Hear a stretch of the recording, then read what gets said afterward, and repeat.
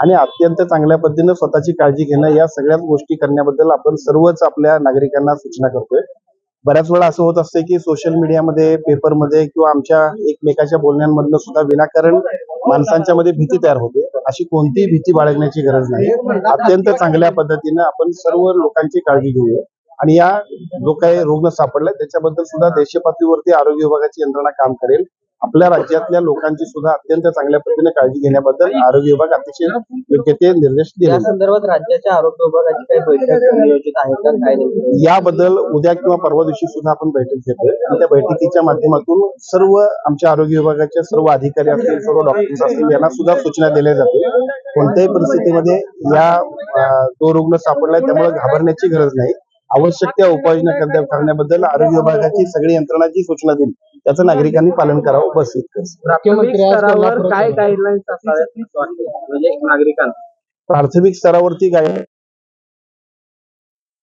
वेळेला होत्या त्याच साधारणतः असणार आहेत. मला वाटतं त्या प्रकाशित सुद्धा झालेल्या आहेत. आपण सगळेजण सुद्धा ते सोशल मीडियावर बघू शकता आणि उद्या आम्ही सगळेजण सुद्धा त्या प्रसिद्ध करतो आरोग्य विभागाच्या वतीनं.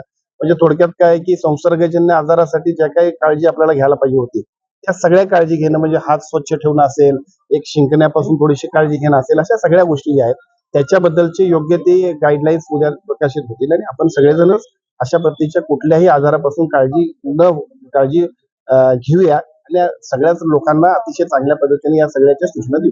नागरिक संघाचे नूतन आमदार सन्मान्य राहुल आवाडेने मी मंत्री झाल्यापासून सातत्याने आग्रह करून मला पहिल्यांदा कुठं बोललं असेल तर आयजीएमला बोलवलं. त्यामुळे साहजिकच आज या सगळ्या विभागाची पाहणी आपण करतोय आणि त्यानंतर ज्या काही आपल्याला इथं सुधारणा करता येतील, ज्या काही नवीन चांगल्या पद्धतीच्या इन्स्टिट्यूट उभा करता येतील त्या सगळ्या करण्यासाठी सुद्धा आपण पुढे जाऊ. चर्चा मुख्यमंत्री सातत्याने सगळ्याच विषयांवरती चर्चा करत असतात. त्यांच्यासमोर राज्याचा खूप मोठा व्याप आहे आणि ते सगळ्याच गोष्टीला आम्हाला सर्वांना सूचना देत असतात. त्यामुळे साहजिकच त्या सगळ्या गोष्टींबद्दल सुद्धा सूचना ते देतील. अफवा या सगळ्या खूप महत्वाचा घटक असतो की ज्या अफवेमुळे अनेक लोक भीती निर्माण होते. त्यासाठी काय माझी राज्यातल्या सर्व नागरिकांना विनंती इतकीच आहे की कोणत्याही अफवांवरती, सोशल मीडियावरच्या योग्य अयोग्य बातम्यांवरती विश्वास न ठेवता या राज्याचा आरोग्य विभाग अत्यंत सक्षम आहे. कोरोना सारख्या अत्यंत गंभीर अशा पद्धतीच्या आजाराला सुद्धा आपण सगळ्यांनी त्याच विभागाच्या सहकार्यानं परतवून लावलंय.